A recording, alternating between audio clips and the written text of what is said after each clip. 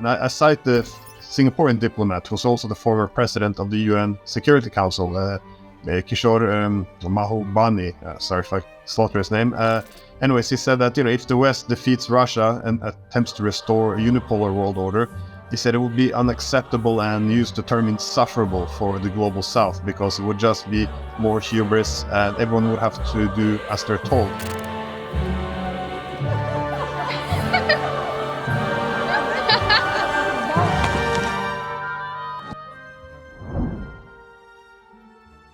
You even had Zelensky, who was elected in 2019. A huge landslide. He got 73% of the votes. And this was purely on a peace platform. He's saying, the Eastern Ukrainians, they should be allowed to speak Russians if they want. We should start to talk to Donbass. We should make peace with the Russians. And all this means we have to implement Minsk. Well, he went to the front line, asked this right-wing nationalists, which the US had armed and trained, can you pull back the heavy weapons in accordance? And they openly threatened him, we will march on Kiev. You had the leader of a right sector, Yarosh, threatening that Zelensky would hang from a tree if he tried to implement what he was elected on. And then you had all this, even people from parliament threatening his life, that someone should throw a grenade next time he comes at him. And so all of this was open. The Ukrainian media published widely on it, even a video of Zelensky being threatened by one of his old soldiers. And so the Ukrainians didn't want this. They voted for peace whenever they could, but every time around they got something very different.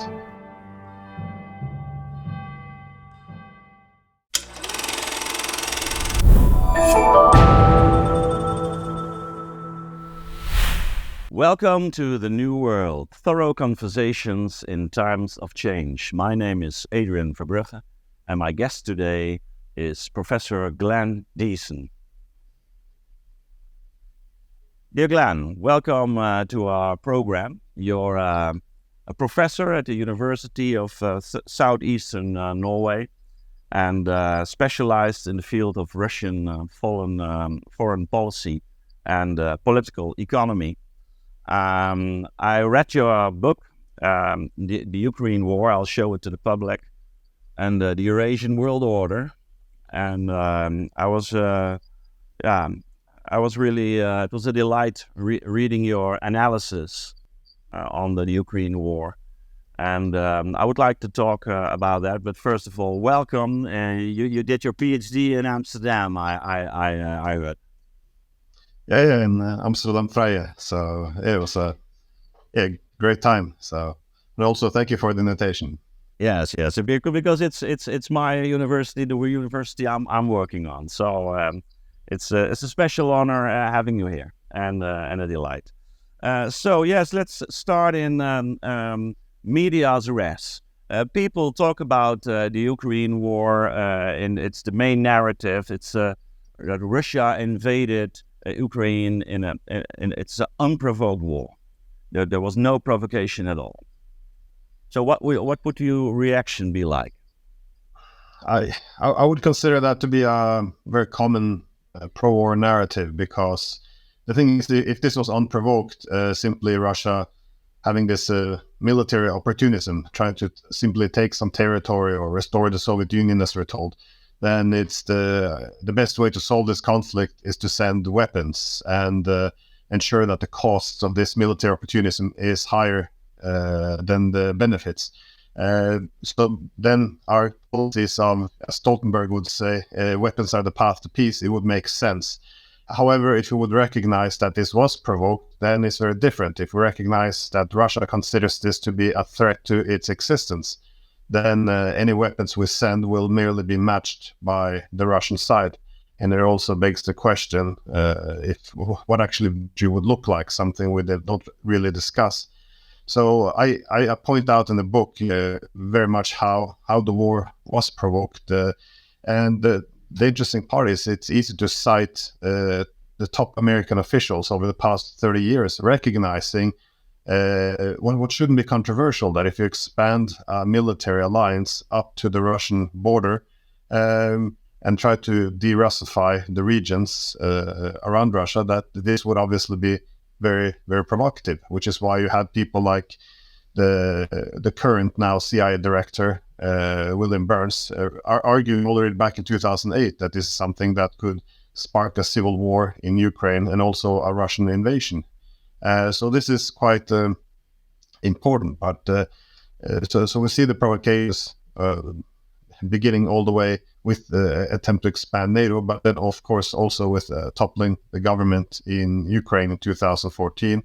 We see the period between 2014 and 2022 in which the main peace agreement, which we also committed to, the Minsk agreement, was systematically undermined and very openly preparing instead a huge Ukrainian army which could be used to fight Russia. Yeah. And Well, we will go into that later on, but first this interesting line of thought, and that you say as long as we can call this war unprovoked, then our reaction is quite simple. Then we have to address this issue in a way that we deliver the weapons to Ukraine, or even consider other measures as we're talking about them right now, because of course the narrative, as we're hearing it, is that it won't stop with Ukraine. In fact, this is only the first step in a program in which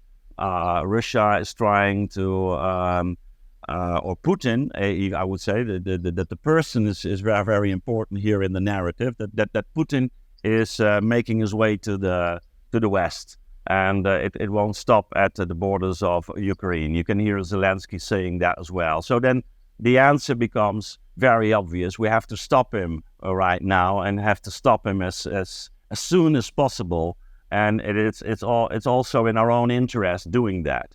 But as soon as you shift the narrative and say, well, maybe it's not that unprovoked, there is some provocation. Then we have to take a look at ourselves, take a look at the situation, and then our our reaction becomes more complicated, and we have to deal with it in a different way.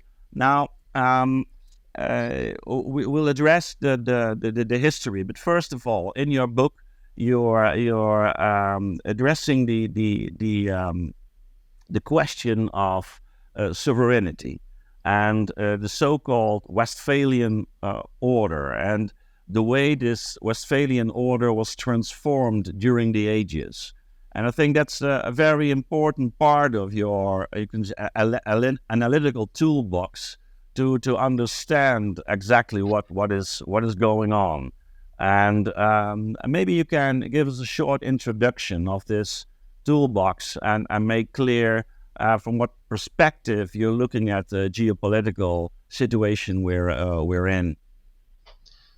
Well, the main point of departure when you discuss international relations is address what we call the international anarchy. That is, the international system is defined by anarchy. So there's no world power who can will have one central power which can keep order. So, for example, if the United States arms itself for security, then that would undermine security of China. China arms itself, this undermines the security of India, and this is kind of the anarchy. Now, in the world order, how to organize the international system, it can broadly be organized in two ways. You can either restore a hegemon like the Roman Empire, which world order was based on, or after the Holy Roman Empire collapsed and we had the 30-year war, after this we realized we couldn't actually restore another hegemon, and furthermore all the different people rejected Catholicism as the universal ideal. So, this of the Westphalian order, right? You're talking about, just make clear to you. Yes, because the modern world order over the past few hundred years has been based or largely defined on the Westphalian system established in 1648. So very briefly, it's based on a balance of power between the main states. So they collectively balance any efforts to establish hegemony, and also it's based largely on sovereign equality. That is, within the territory of each state, what happens there is the business of that state. So it's and all states should have the same sovereignty. This is the fundamentals of the world order. But yeah, this is my main toolbox. Either you can have a hegemony, one that asserts dominance in the international system, or you have many other powers who seek to balance each other to effectively punish and contain expansionism. Yeah, I found it very interesting, and I wasn't really aware of it. In fact, that you described that at first this sovereignty was related to the princes or the kings of the country. Of course, it reminded me of Hobbes in the midst of the 17th century in his Leviathan, in which he describes, of course, the absolute sovereignty of the king or the government. But then during you can say the 18th century, then this idea of sovereignty, the Westphalian sovereignty of the country, shifted from the king to you can say the people or the government as such. Maybe elaborate a little bit on that. Yeah, so we should think a bit about how international relations theory has been based, because Hobbes, of course, is one of the key figures in this. And he wrote his Leviathan 3 years after the Peace of Westphalia. So the issue of sovereignty is quite important, because what happened with the Peace of Westphalia, at that time, there was competing sovereignty. So who had the sovereignty over the people? Was it the church? Was it a king, a prince? There was overlapping sovereignty, which was a source of much conflict. And the main organization was that all sovereignty was transferred to the king, which then, of course, when you had nation state, it fell under the state. But this is how you established order within national borders. However, by having a system based on balance of power, it made the international system an anarchy.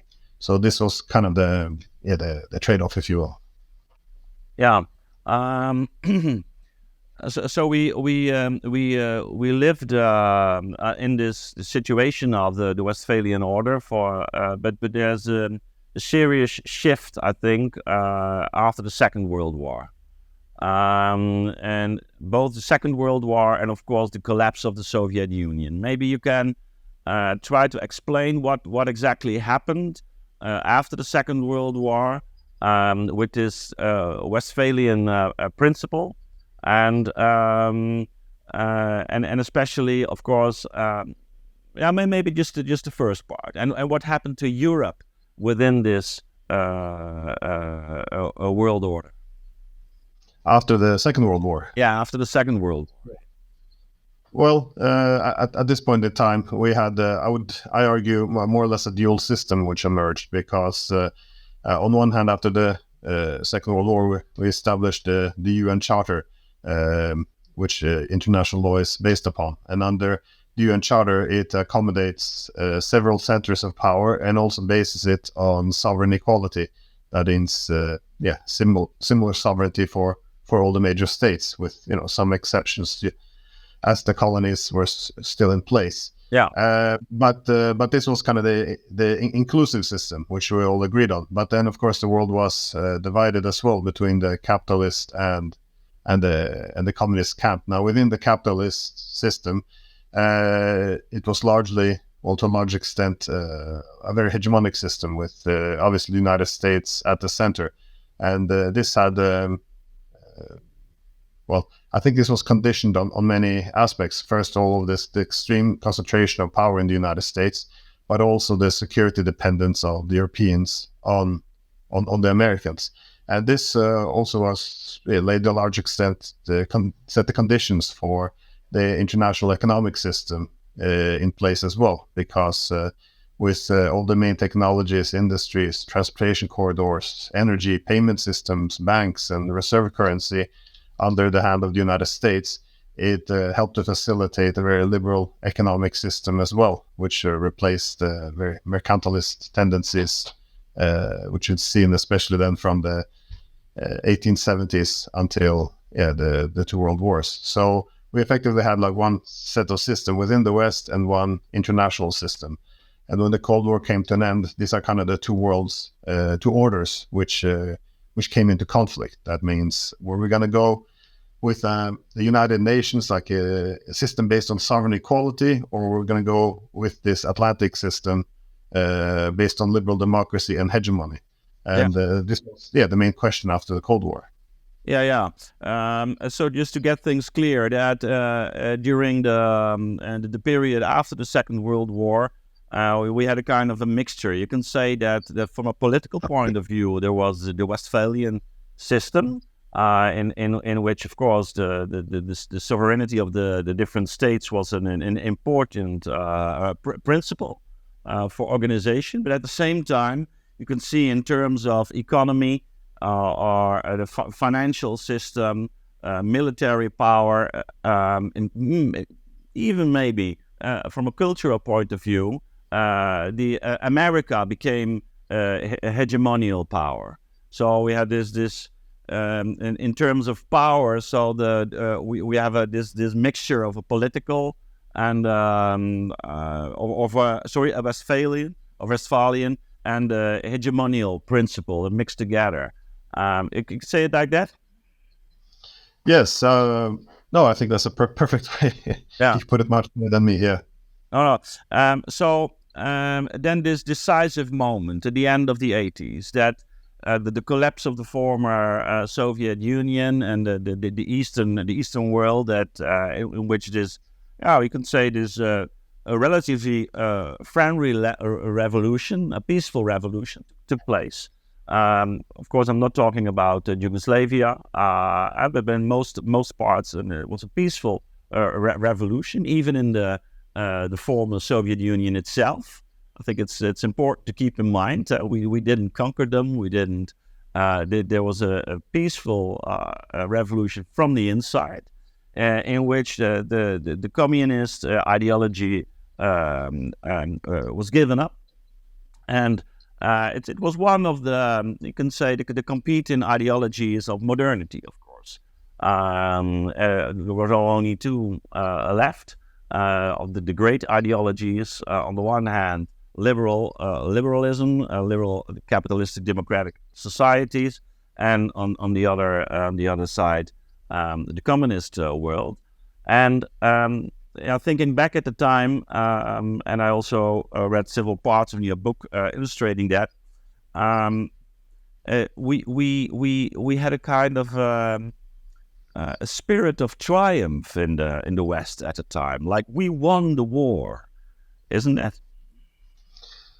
Yeah, and I guess this triumph is also very problematic, because as we've seen with most of this, the scholars of liberalism as well, it comes with dilemmas and contradictions. Like modernity itself, this limits how far, for example, you can push the individualism and rationality, given that the human being is to a large extent also an animal based on instincts, spirituality, and organizing groups. So hubris is not a good trait in society. Again, when you have liberalism, it's great, but it also always balanced out with what made the Western states very successful were liberal nation states. Yeah. So when you begin to decouple liberalism from the nation state, that is, we don't need to have one culture unifying us. Everyone should be able to have their own culture, or we could pursue perhaps what can be referred to as radical secularism. All of these things, I think, as liberalism divorces itself from the nation state, this balance between the instinctive, the rational. I think it creates a lot of problems, and that's just in the social sphere. If you find in the economic sphere as well, you have scholars like Piketty, who has written a lot about this, that economic liberalism works with constraints. And in the 90s, one of the problems was suddenly you embrace this free market radicalism, as the free market could now solve everything. Yeah. And we tend to point to Adam Smith and others, but Adam Smith, David Ricardo, none of these people, how we present them today in the liberal ideology is not actually what they said. They were very concerned about everything from rent-seeking, accumulation of wealth, concentration, of wealth. And so the hubris had the societal effect. It put the economy out of place, but also it legitimized a new international system. One based on hegemony. So that's interesting. this notion of hubris makes me think of the 5th century before Christ in Athens, and because of the famous traditions like Sophocles and Aeschylus written their tragedies at the time, and one central motive was hubris, like crossing. I always explain it to my students. It's like crossing a certain line, a red line, and by being too bold or brute, like just going over this line without even noticing it. You just go ahead, and then you forget what anger and what counter reactions your actions provoke, and then we're at the start of our discussion, I think. So this is hubris and politeness. Yeah. I just want to add one thing, because you mentioned before the idea that we conquered the Russians, because I think hubris was very instrumental in this planting this idea in the West as well. Because keep in mind that we in 1989 in Malta, Gorbachev and Bush, they announced an end to the Cold War through negotiations, and this has also been a key argument by the American ambassador Matlock, the negotiated end to the Cold War. And then 2 years exactly later, in December of 1991, the Soviet Union collapsed, and suddenly the rhetoric changed completely in the United States. They went from a negotiated end to a victory, where Bush made this victory speech that the Cold War didn't simply end, it was won. And what did this victory mean? He said very clear, the leader of the West is now the leader of the world. So when we say we defeated the Russians, it has a very heavy weight, because for the Russians, they said the Cold War ended in 1989. We're going to create a common Europe based on sovereign equality, mutual respect. And if you say that it ended in 1991, and we say it ended in victory, we get to dictate what the new Europe will look like.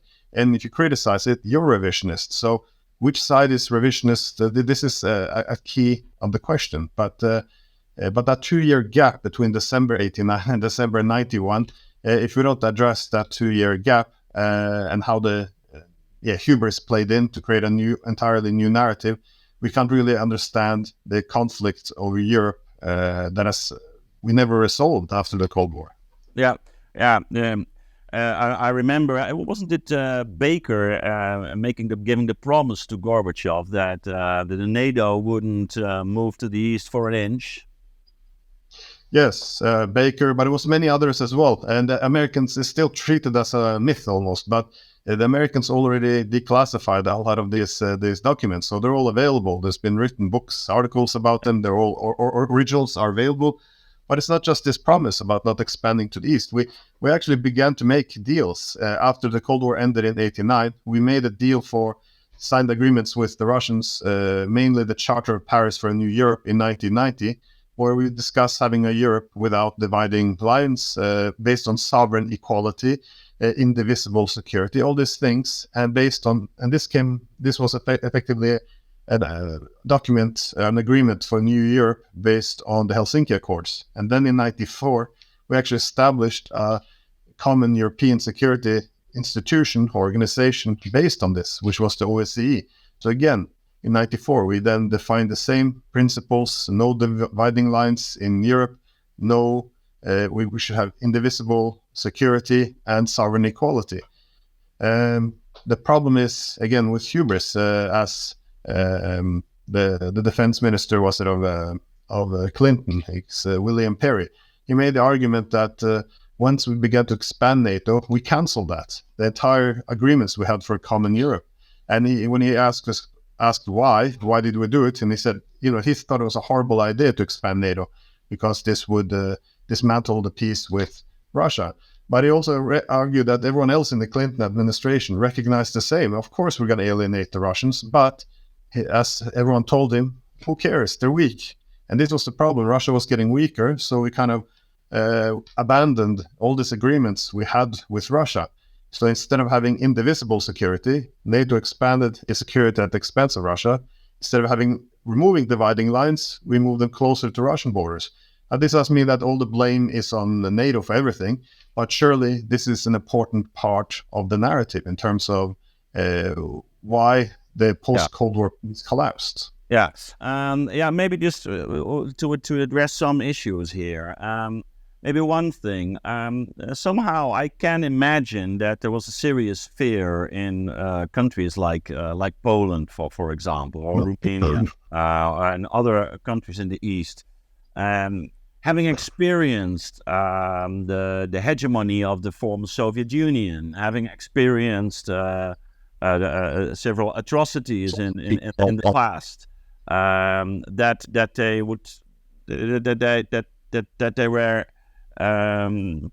let's say had a real great interest in defending themselves and for what they considered to be a threat from the East on the basis of their history. So I can imagine it. Of course, NATO didn't force itself upon those countries, of course, but given this history and the dark shades, especially of the 20th century, you can imagine that, and especially in the eastern countries in Eastern Europe, there was a real a tendency to adopt NATO as their new security guarantee. And of course, you can say that the Soviet Union had a track record. Of course, the West and America did also awful things, and after the Second World War. Only think about Vietnam, for example. But the same account, at least the same account, holds for the Soviet Union, of course. So, what exactly is this change within Russia? Of course, because there were Nazis in the former Germany as well. So Germany transformed itself to a democratic society, and did some serious, you can say, self-research in the time, or the Gutmachung that they were talking about. So what kind of guarantee do we have about this transition regarding the Soviet Union and Russia? Because I think we're still living also in the West with this narrative of the 20th century, Stalinism, the Great Famine, for example, in Ukraine, etc. So can you elaborate a little bit on that? Yeah, and then this is also why you should never assume malign intentions among people. So, for example, with Poland, for example, if I was Polish, I would probably have a lot of the same sentiments. Of course, they've had a difficult history with Russia. So the sentiment there was, we don't necessarily want the dividing lines in Europe to be removed. We just wanted to be on the right side of the dividing lines this time, be with the West against Russia. So maintain the bloc politics in Europe, but just shifts where the dividing lines are.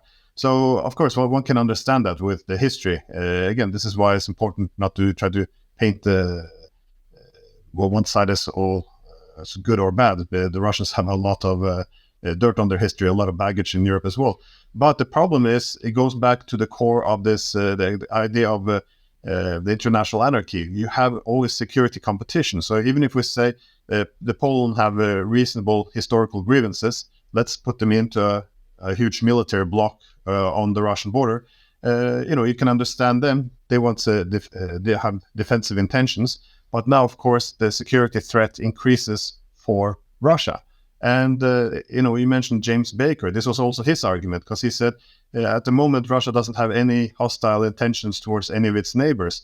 But he warned, if we begin to expand NATO, a key problem then would be that the main reason why Russia would take aggressive actions against its neighbors is because it would want to push back against the encroachment by NATO. So he argued that this could be a self-fulfilling prophecy. So again, the security competition is very important. That doesn't mean that Poland, for example, has a reasonable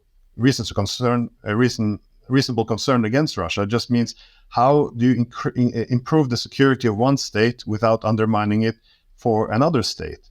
And again, what you mentioned was also a very big part of the Senate debates in the United States about expanding NATO, especially in, was it 97 or 98?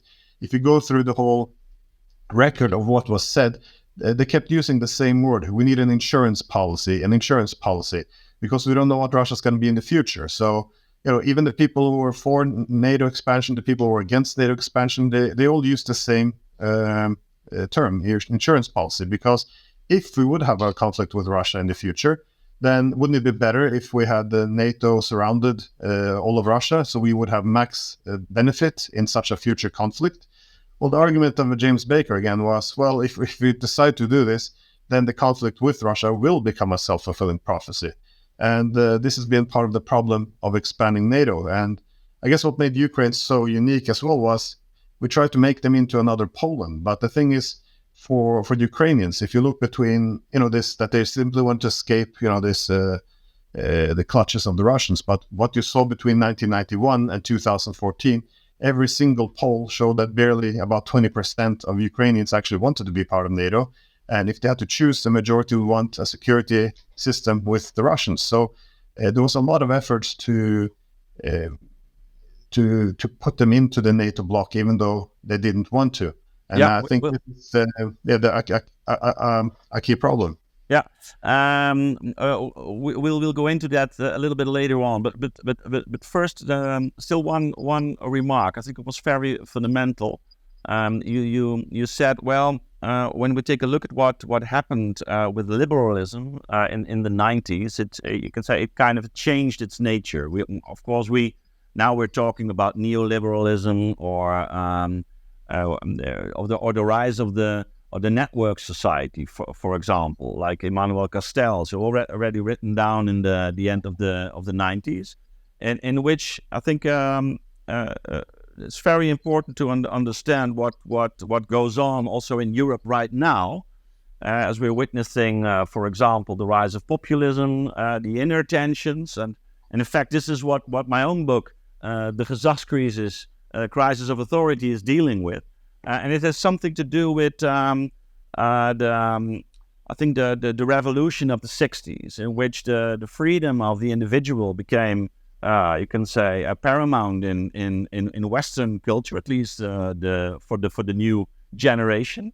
And it took about 2 decades until it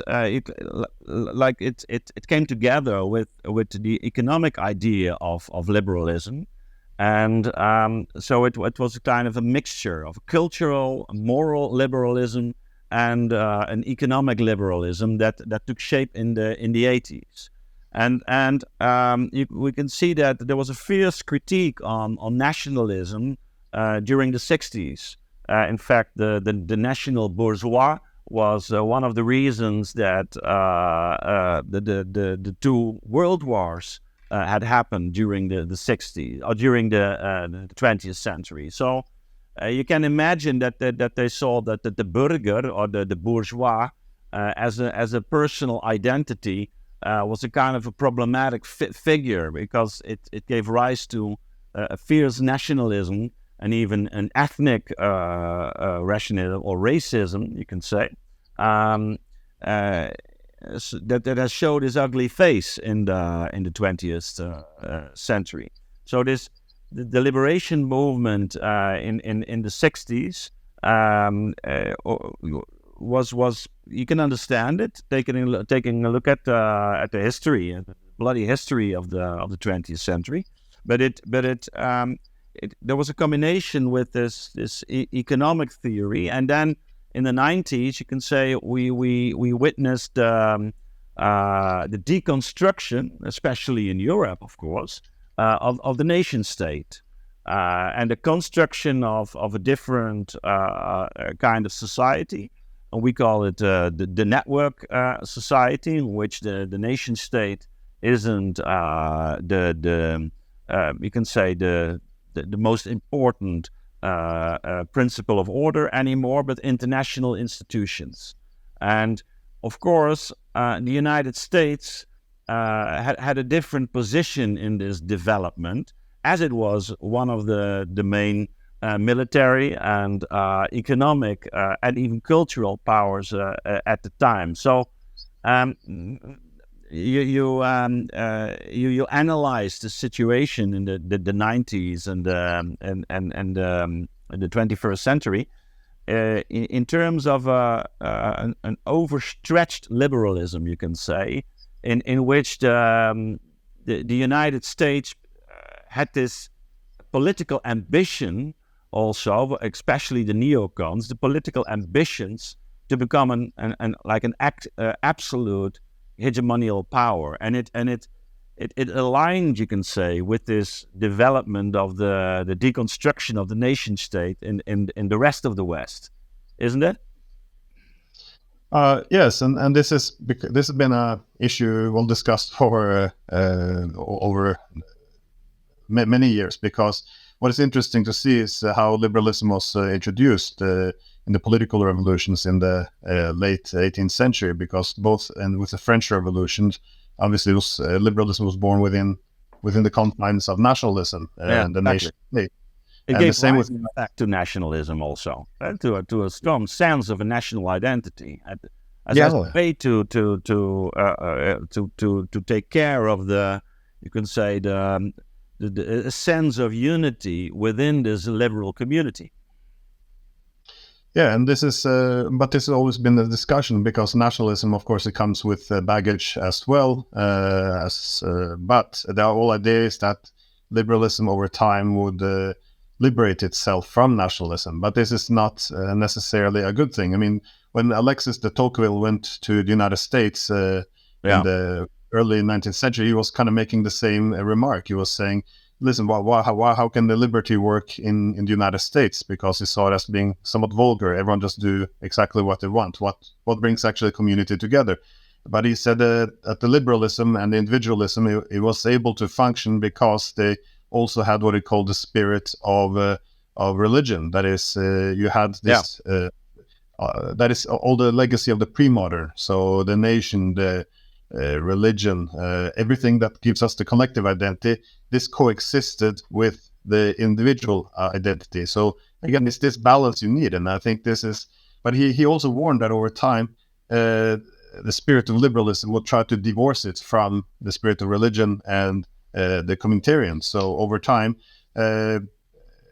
liberalism would win, but in its victory, it would also die, because he argued that the individual would be severed itself from everything else. This is not that different from Plato or Socrates, who also pointed out that, ultimate freedom means that the individual frees itself from all the hierarchies which keep society together, from the parent, the teacher, the government, and it rejects all external authority. And this is when order begins to collapse. So it's not that liberalism is bad or nationalism is bad. It means both of them have benefits and comes with risks.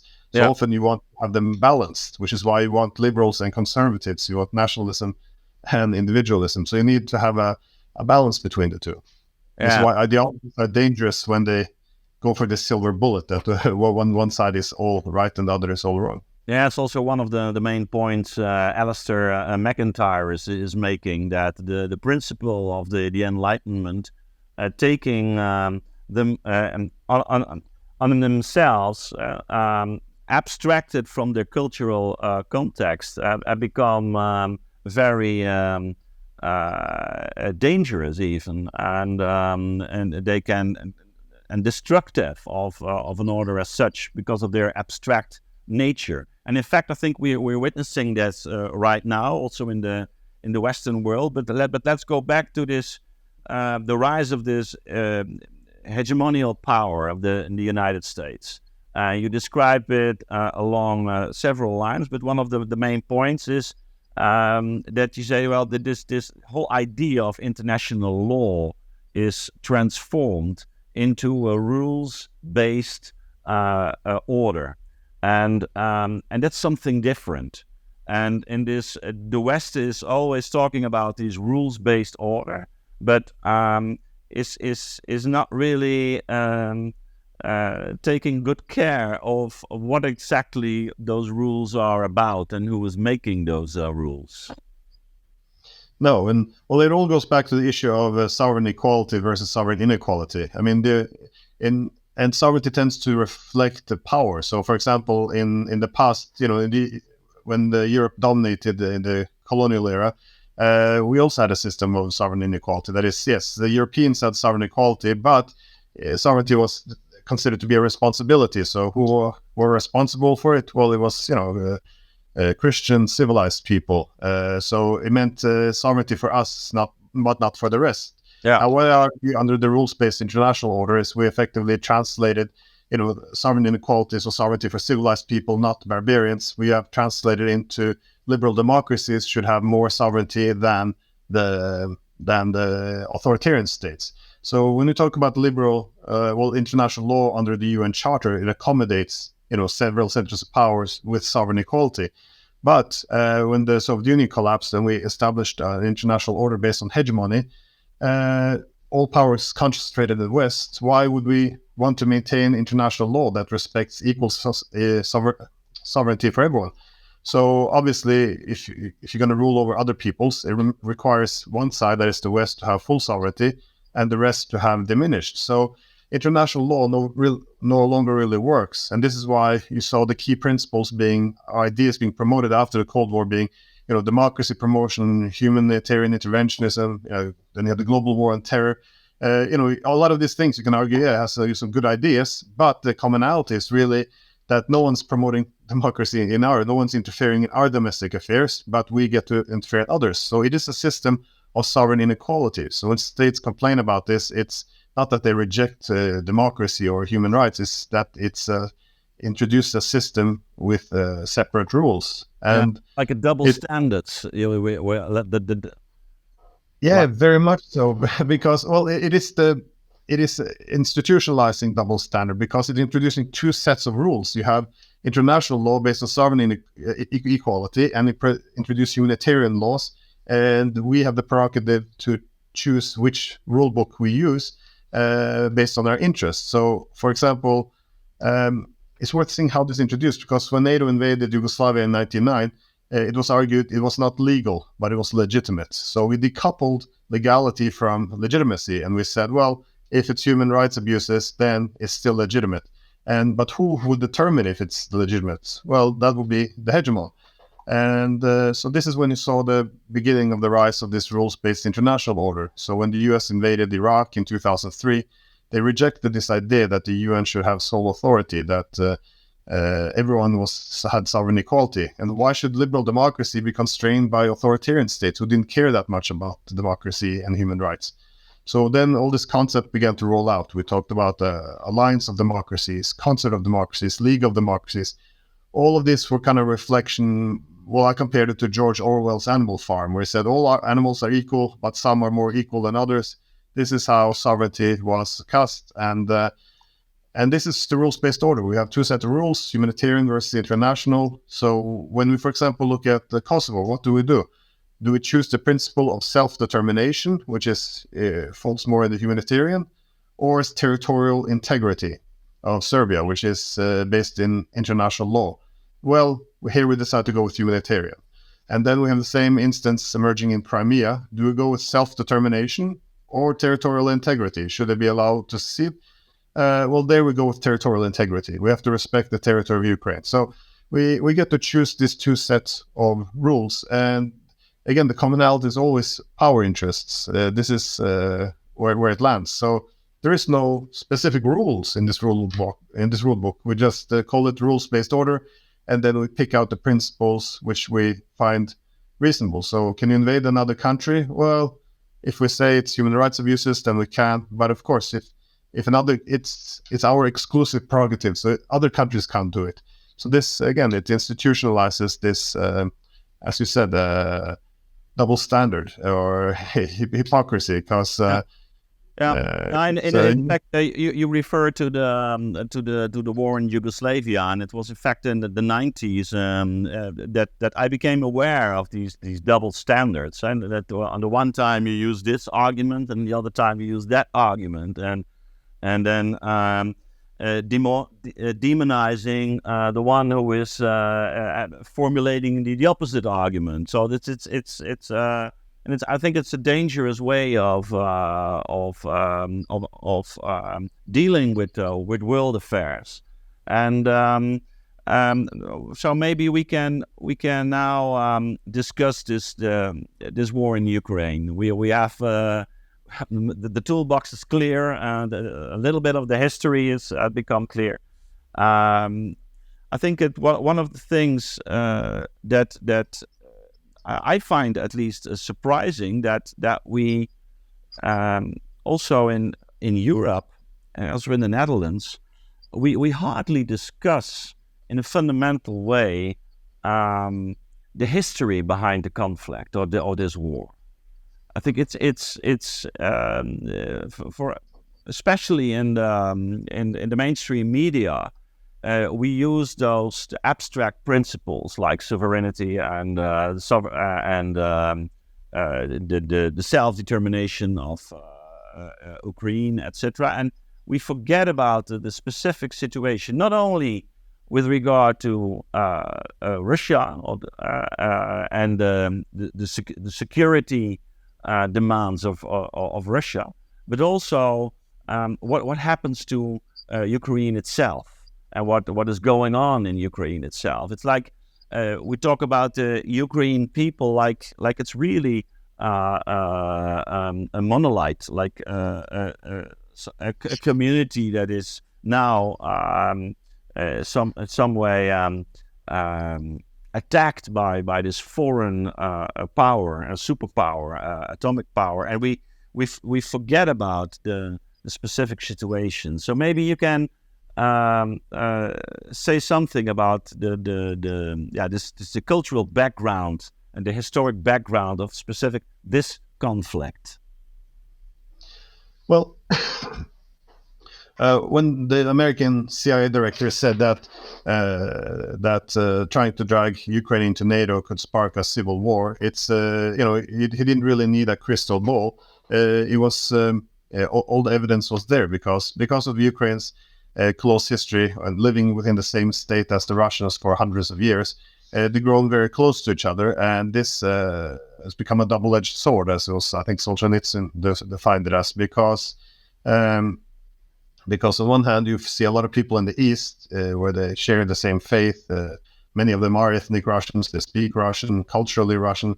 They see this common history as meaning that they're brotherly peoples, they're the same. And then in the western part of Ukraine, there's more the sentiment that this is a history of imperialism. So you now have two different approaches to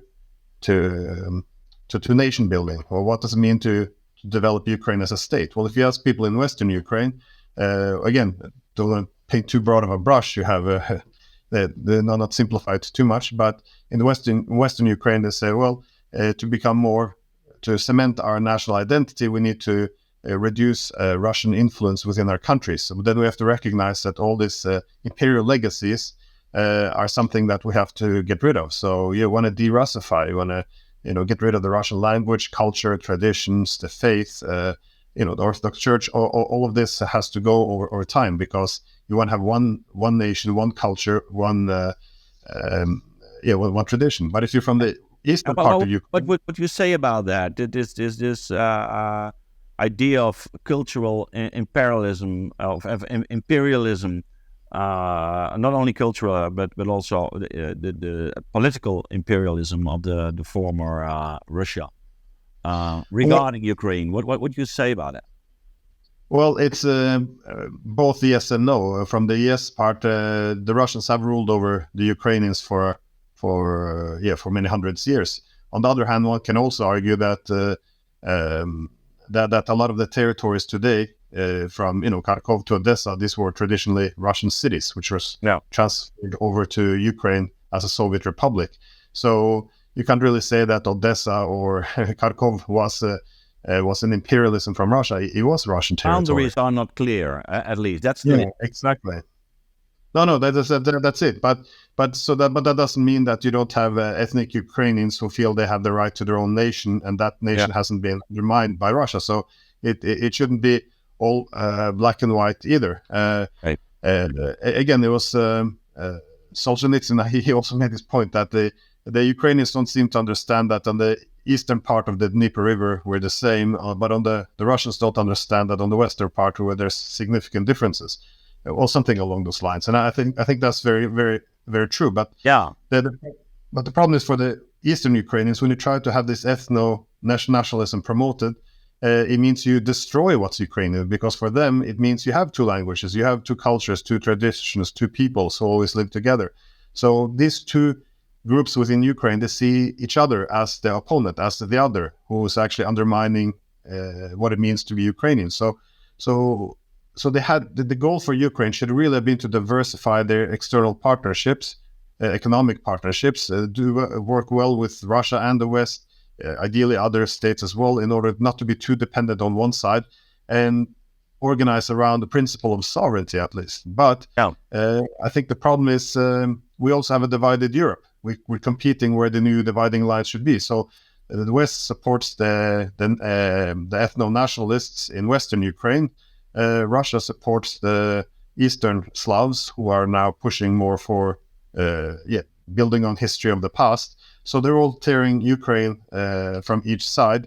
So there's no real innocent part in this anymore. So Ukraine will probably be demolished as a state, as a result of it. We were talking about hubris and the Greek tragedy. I think you know the book The Tragedy of Ukraine of Petro, in which he describes that in fact Ukraine is in itself a divided country, and of course nationalism, it becomes a problem in a multicultural society when it becomes too tight, and so you need a more like a patriotism instead of nationalism, for example. But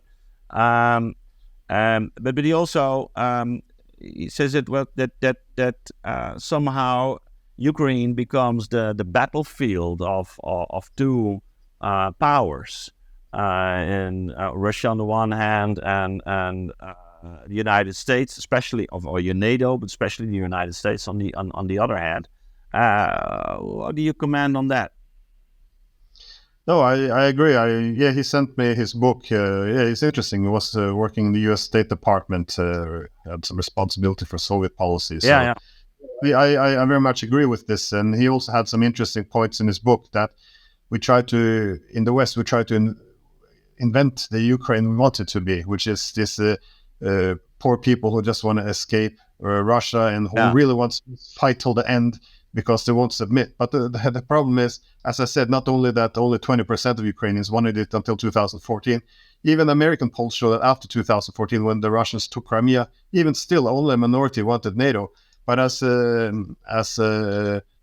Petro writes in his book, after he had this crisis in 2014, in 2015, after the toppling of the government, when they could elect, they first elected Poroshenko, but Poroshenko, he opposed the nationalists. He said, listen, we can implement this Minsk agreement, but then you had this US-backed nationalists, Ukrainian nationalists, who effectively threatened them. Again, it was reported widely, and even though Parliament was in majority to support implementation of Minsk agreement, they had to reverse it because the US-backed nationalists overwhelmed them with the threat of force. And then you even had Zelensky, who was elected in 2019, a huge landslide. He got 73% of the votes. And this was purely on a peace platform. He's saying, the Eastern Ukrainians, they should be allowed to speak Russians if they want.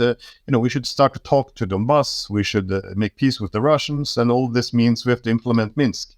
Well, he went to the front line, asked this right-wing nationalists, which the US had armed and trained, can you pull back the heavy weapons in accordance? And they openly threatened him, we will march on Kiev. You had the leader of a right sector, Yarosh, threatening that Zelensky would hang from a tree if he tried to implement what he was elected on. And then you had all this, even people from parliament threatening his life, that someone should throw a grenade next time he comes at him.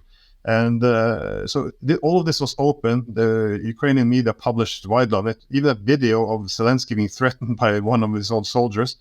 And so the Ukrainians didn't want this. They voted for peace whenever they could, but every time around they got something very different.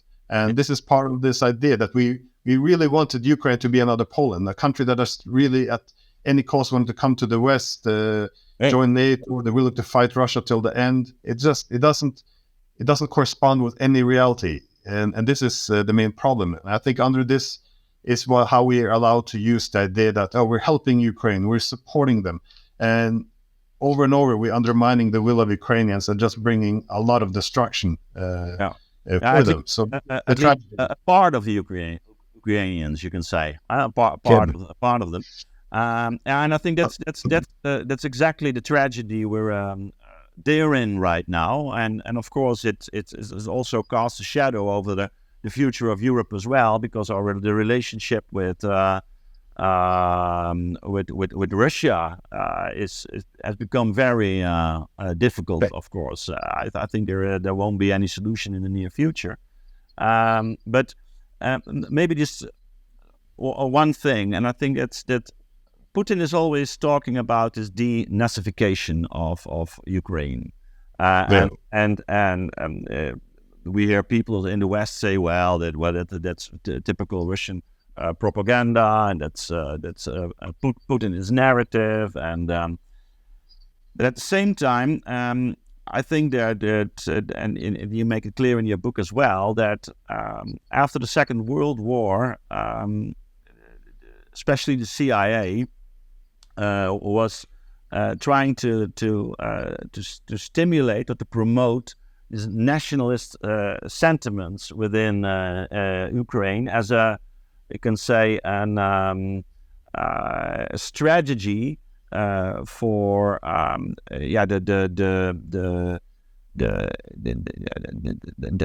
do you call it? The undermining the integrity of the Soviet Union, like it was a subversive, that's the word I was looking for.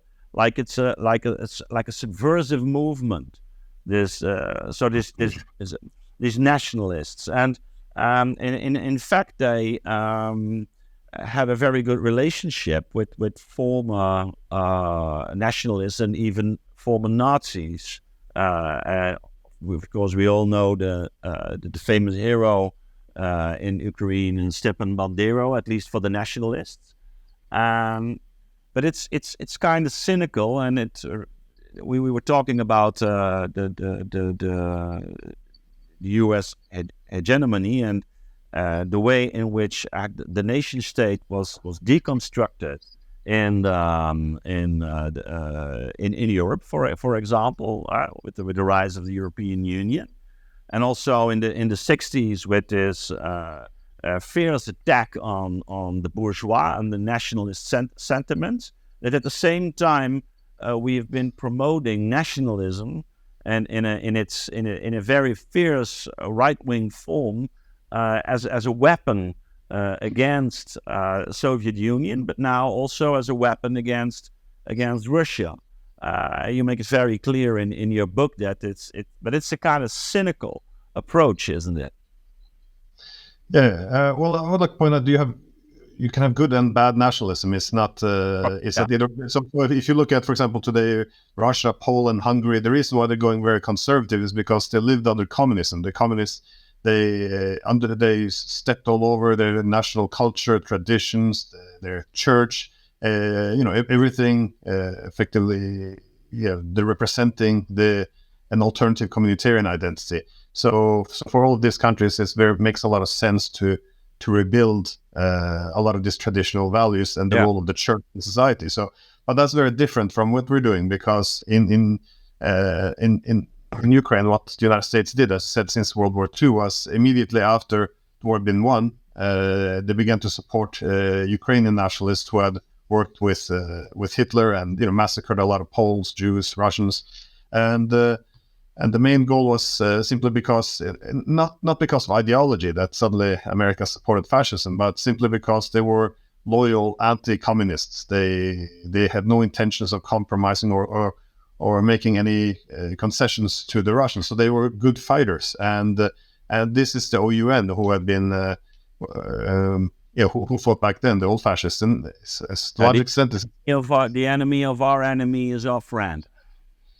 And unfortunately that friend is now actual Nazi groups, and we're not, I know it's called propaganda, but when when we say propaganda now, it doesn't mean, okay, let's open up this honest debate and let's clear this out. Whenever we use the word propaganda, it's to censor, it's to make something go away and not discuss it, because all of this since World War II is now in the open. The archives have been opened. We know what has happened. No one's rejecting this, and this is the same after what we discovered in Ukraine after the Cold War as well. Is if you wanted someone to really reject the partnership with the West, the nationalists are quite important. They're a minority. It's not like the most Ukrainians are fascist or anything, but they're a minority, but they don't need a majority because they have the violence and the power. It reminds me of when the C-14 leaders is also one of these Nazi groups. And he made this point after the Maidan that, he said the West supports us because we advanced their goals. We started this war, we have fun killing and fighting. And if it wasn't for us, it would have been a soft, it wouldn't have been a real, we wouldn't have been able to get rid of Yanukovych, and we would have made a deal with the Russians. So these are effectively America's veto powers, and they are excellent fighters. They're motivated, they're highly trained. And so whenever you see Azov, for example, on the battlefield, it's the Russians are much more cautious. So it's a strategy which works. So I wouldn't say that Biden is a Nazi, has a Nazi ideology. I'm just saying it's a tool in the toolbox, and but this has brought devastation to Ukraine. Unfortunately, we have to end our interesting conversation, but I hope we can discuss one of the very important issues in your book later on. But let me finish with one more question, because we talked a bit about this Ukraine war and the background from a political point of view and a historical point of view.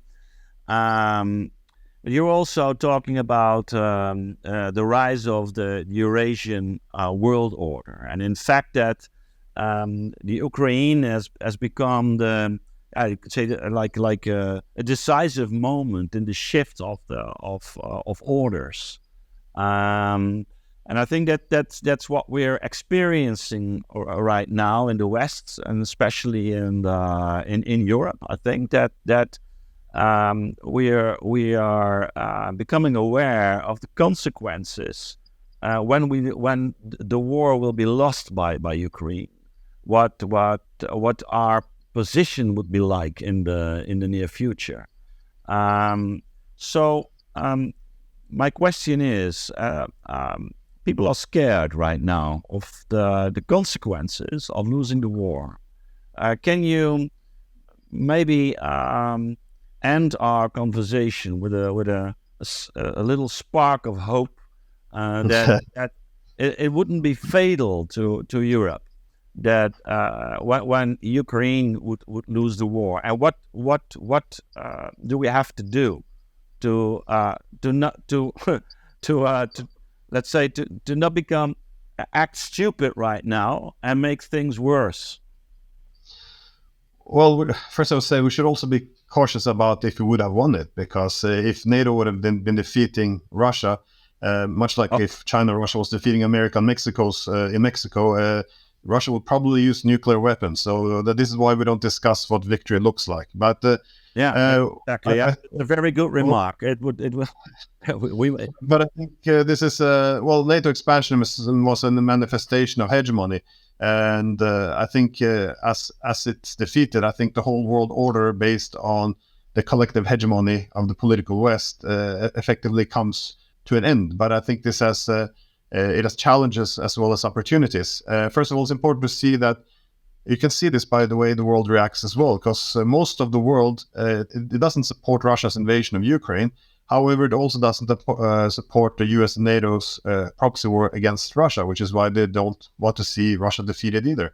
And I cite the Singaporean diplomat, who's also the former president of the UN Security Council, Kishore Mahbubani. Sorry if I slaughter his name. Anyways, he said that if the West defeats Russia and attempts to restore a unipolar world order, he said it would be unacceptable and used the term insufferable for the global South, because it would just be more hubris and everyone would have to do as they're told. And this is essentially why they want this multipolar world, which ends. And it ends with NATO being defeated in Ukraine. And you see also countries from Turkey, India, they're not looking to ally under Russia against the West. So it's not an anti-Western movement, but it's largely anti-hegemonic because they want an independent foreign policy. And how do you get it? Well, you diversify your political and economic partnerships. You have many partners, so one doesn't get to put too much pressure on you. As the Hungarian Prime Minister, I think it was him, who wrote that, in the 90s, America was the only game in town. You had to do as you're told. But now there are many centers of powers. They can finally have an independent foreign policy. So I think that what we're seeing is the end of hegemony. But I don't agree with people like Macron, who's now announcing that Europe might die. I think we have two different pathways now. One would be, if we try to only go for restore hegemony, that means Europe has to cut itself off from other centers of power, so cut itself off Russian energy, Chinese technology, and essentially go all in on supporting America. I think we would be excessively dependent on the US. You would see what we're seeing now. Our economy is becoming less competitive, and the US getting a lot of influence over Europe. And then essentially you might have a multipolar world emerging where Europe isn't even a pole. Alternatively, I think there's also an option of instead managing the emergence of a new multipolar world where Europe can have a strong position. But this demands that we also diversify our partnerships, that we don't become too submissive to any other state, because it's important to recognize that during the Cold War, the United States had a lot of influence over Europe exactly because the security dependency could be converted into economic loyalties. And that's what we're seeing being done now. Again, the United States has played this very well with this conflict. The Europeans are willing to do almost everything. So cut yourself off Russian energy, wonderful, okay. Now all our industries, which are energy dependent, which is lifeblood of industries, are now no longer competitive. The Americans come across and offer, hey, how about subsidies for moving your industries over to America? And industries are dying, and we can't be competitive with if we disconnect ourselves from other centers of power. It's not in our interest. If it is in our interest, by all means, we should have a debate about this. But it's very concerning to me. There's no discussion. It's only, democracy versus authoritarianism, good versus evil. And the conclusion to these empty slogans is we have to only ally ourselves with the US, which is more powerful than us. And this will make Europe weaker, more dependent on the US. So I'm hoping that cooler heads will prevail. And also, if we're going to discuss what's good for Ukraine, we should do this from a sensible point of view. If more and more now recognizing this war can't be won unless we're willing to go into direct war, which will probably end in a nuclear holocaust, the longer this war goes on, the more Ukrainians will be killed, the more territory they will lose. So why wouldn't we sit down and negotiate with the Russians? But negotiations would have to have the foundation on restoring neutrality. And it's not a controversial idea. I mean, the Americans wouldn't want Russia putting up bases in Mexico either. So it's not unreasonable to have neutrality and find a different security arrangements, like we discussed at the end of the Cold War. And I think if we can move in that direction, it will be good for the West, because a key curse of this unipolar moment, which many predicted in the early 90s, by the way, is if the US would try to dominate the whole world over time, its resources would be depleted as all wealth is transferred from the core to the periphery. Society would be weakened, its economy would be weakened, and meanwhile, all other great powers around the world would begin to collectively balance the United States, as you see with BRICS. And obviously, all of this has happened. America is not in a good economic shape. So society is being broken to some extent. Politically, they're polarized. So this is really a time to reconsider this idea that we can make a collective hegemony work again, like in the 90s, if we just give it another shot and defeat the Russians or the Chinese. I think it's a very destructive idea. So I'm hoping that there will be some transition where we start to delegitimize the idea of diplomacy, that it's still possible to talk to other countries. It doesn't mean that we have to say the Russians are always right, that they're the good guys, or that everything they want is legitimate. It just means that we have to also begin to consider what is legitimate security concerns for other countries. And if countries like China, Russia, if we can harmonize our interests with them, to what extent should this be pursued? Again, I'm not saying everyone should have the same argue that this is the path to take, but the fact that there's no discussions about it, that there's no debate, that we're only speaking in just slogans, it's very, very concerning to me. So I'm hoping for common sense, which is also one of the motivations for writing the book. Yeah. Well, I can recommend it to everyone once more. Ukraine War and the Eurasian World Order by Glenn Diesen. It's really making clear what happened in the last decades. I think it's also very readable for the common public, and it's an important book at this time. And I would like to thank you for this very interesting conversation. We could only address some issues, and of course there's a lot of things to say, but I hope I can speak to you somewhere in the near future, and we'll discuss some other topics, very important topics we couldn't discuss in this program. But Glenn, I would like to thank you very, very much. And I hope that also the policy makers will start to reflect a little bit on what they have done in the last years. And we're truly living in times of change, I can say. Thank you very much. Thank you so much for having me on.